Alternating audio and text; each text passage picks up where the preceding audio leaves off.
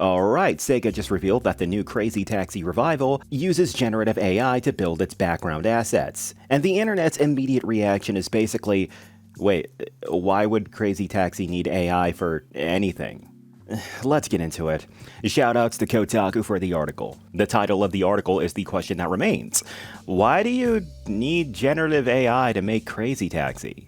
The answer is that you don't. But yeah, before we get into this, why don't you guys do me a favor and like and subscribe if you are sick and tired of AI seeping into everything that you love. Here on this channel, I like to keep track of AI trash every single day, so if you want to know what to stay ahead of in the future, be sure to stick around. But yes, the article. I was really stoked for a new Crazy Taxi game. Sega's been teasing it for a while now, so I knew it was coming, but the reveal today was still exciting. I love the silly energy of Crazy Taxi, the ridiculous yet fun overuse of the offspring, and crashing into stuff for no reason. But I guess I'm not playing Crazy Taxi World Tour now because for some reason Sega has used generative AI to make it. This is according to a disclosure on the Steam page for World Tour, which just went live today. At Sega Corporation, we utilize Gen AI as a support tool for developers, aiming to provide better content for our users and enable developers to focus more on creative tasks. We have used such generative AI support tools during development of Crazy Taxi World Tour. No AI was used in reference to the performers in the game.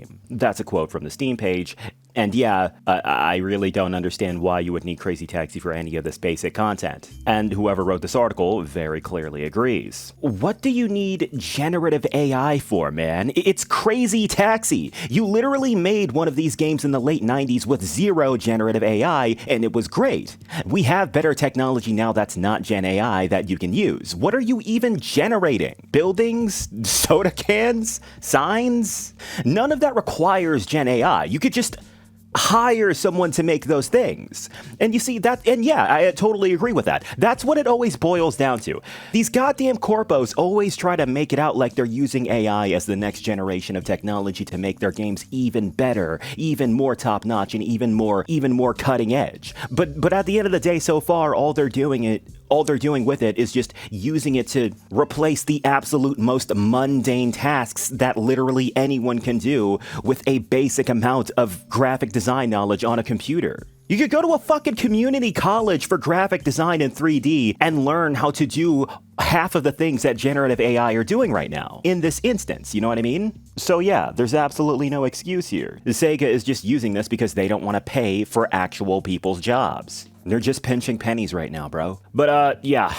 A number of other major studios have admitted to using Gen AI recently, but this feels different. Most of the examples we've seen have been companies using Gen AI in concepting and then frantically apologizing when some AI art is made into the final product, or trying to sneak it in without people noticing in Call of Duty, or where they used it for localization, which happened with Kingdom Come Deliverance 2, or in the case of the finals, to avoid paying actors to voice hundreds of lines, which also happened in Arc Raiders, but they actually made up for that, and that's a whole thing. But anyway, not to say any of those uses should be downplayed, they're still all equally bad, but this is one of the first times we've seen a big AAA game dev just wholesale admit it's using Gen AI to make in-game assets without apology. Never mind that it kills creativity and wrecks the environment that they are actively operating in. We gotta make taxis more quickly, I guess. Or whatever, the disclosure is so vague that one could assume anything from a single asset being made with AI to most of the game. And apparently there was an update as of 4 p.m. In a statement provided by PR to Game Informer, Sega elaborated a bit further on what it's using Gen AI for. Specifically, per its statement,